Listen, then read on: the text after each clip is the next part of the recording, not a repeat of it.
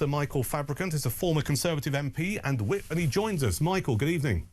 Good evening, Duncan. How are you? What a lovely evening. It is, and I've got to say, can I just admire your hair colour? Oh, thank you. So, why has it gone green again? Sometimes it goes green on television. It has gone. It has gone green. Yes, I was just looking at the feedback. Actually, it does. I was just wondering if we'd caught you on I think it's the time of day. Yeah, I just wondered if we caught you on your way out to a fancy dress party. So it must just be the technology. Listen, it's really good to have you on the show this evening. Thank you for your time. A lot of stuff to chew over here. Do Reform UK voters? Do they have to be pragmatic and accept that if you want to keep Starmer and co. And people like Zany Zach out of Downing Street, that Reform UK voters and the Tories need to buddy up?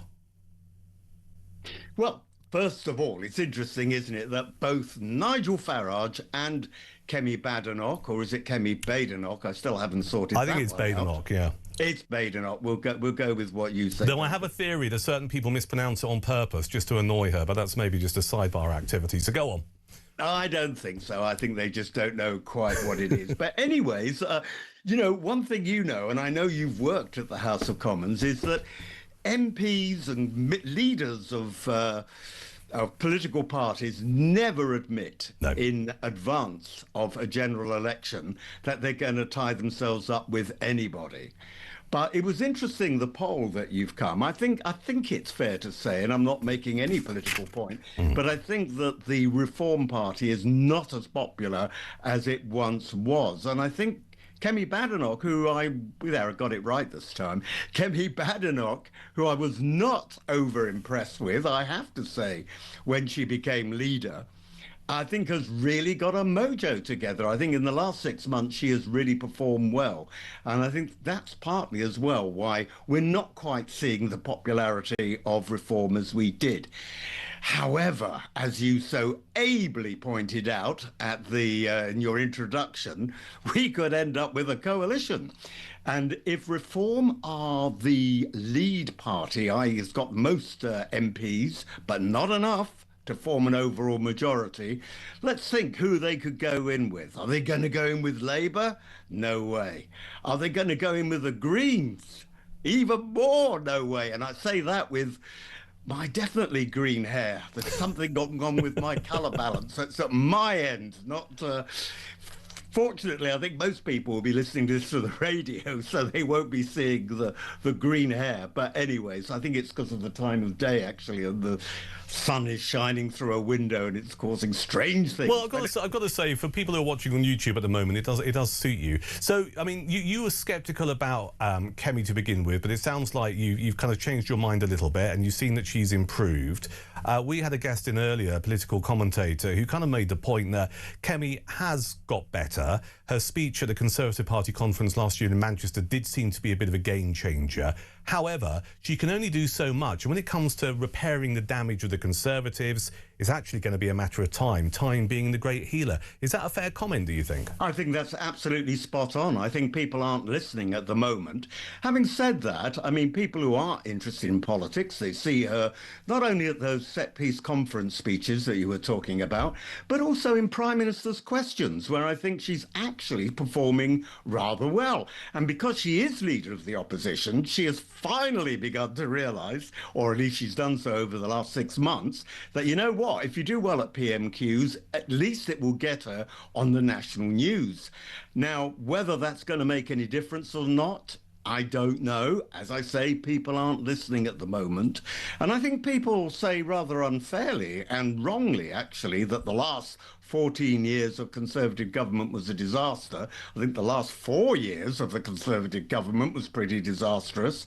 Although I would add that when, you hear Labour saying, oh, Liz Truss's budget was an absolute catastrophe, at least the economy was still growing and unemployment was going down.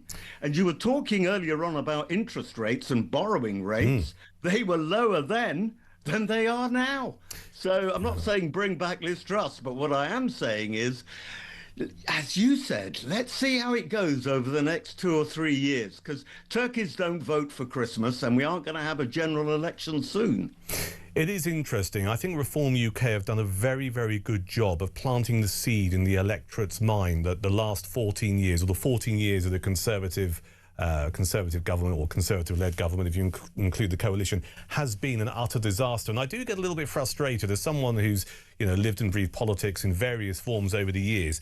There do seem to be Conservative MPs now who go, oh, we were learning our lessons, blah, blah, blah. But very few will go into bat and say, but look, we did this and we did this. There is some positive messaging out there, but they do seem to have taken the strategic move to kind of go, yeah, we get it.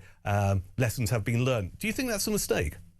I think it's a big mistake. I also think a lot of MPs, Conservative and Labour and the other parties too, are not good communicators. And unfortunately, the days of politics before the 1950s, where you had to be a great legislator and give wonderful speeches in Parliament, which nobody ever saw or heard because they weren't broadcast, those days are long gone. And we've got to communicate the successes as well as admitting that, what we did wrong as well, like not getting Brexit done as far as I was concerned, as much as I would like. But can I go back to what you were saying earlier? Because we got onto the subject of green hair and I rather distracted myself. We were talking about who the Reform might actually go in with if there were a coalition. Well, they're not going to do Labour, as I said. They're not going to go in with the Greens, even with my green hair. They're not going to go in with the Lib Dems, so they would only have to be able to go in with the Conservatives. Yeah. But, and this is the big but, would the Conservatives wish to go into a coalition? Remember, when we had the coalition from 2010.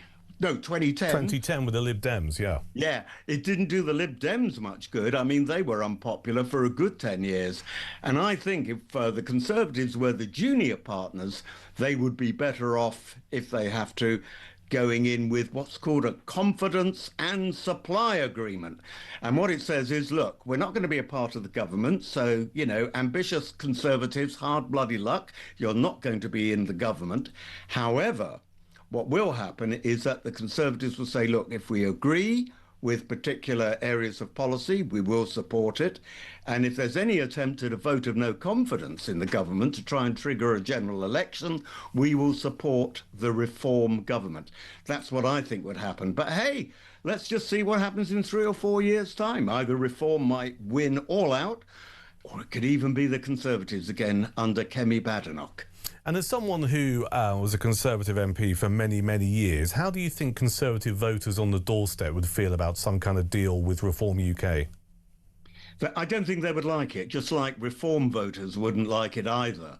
No, I mean, the average voter wants purity. They think that if they vote for a Reform government, they're going to get a Reform government. Actually, they're voting just for the MP. And it's quite interesting, how you get people who do support Reform saying, oh, well, I'm going to vote Reform because I want Nigel Farage as Prime Minister. And so many MPs, Conservative MPs, lost their seat and ended up with Labour MPs, not because the right was diminished, the right wing, because the combination of Conservative and Reform votes was so much more than the Labour MP who got elected, wherever that was.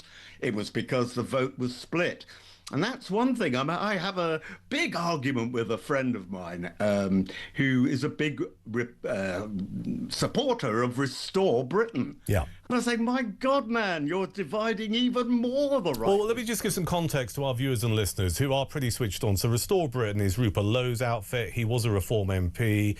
Then he sat as an independent because he got booted out of the party. He's MP for Great Yarmouth, isn't he? And now he's leader of Restore Britain. Is your concern then that Restore Britain, another centre-right or right-wing party, would further damage that right-wing vote and allow some ghastly socialists into 10 Downing Street? Yeah. Exactly that. And that is what happened with Starmer. There was no actual positive vote. He got a big majority, of course, but it wasn't a positive vote for Labour.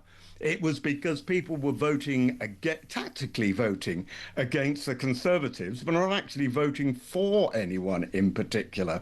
I mean, of course, some people voted Labour, and boy, I think they're regretting it now. Yeah. But the majority of people just wanted the Tories out.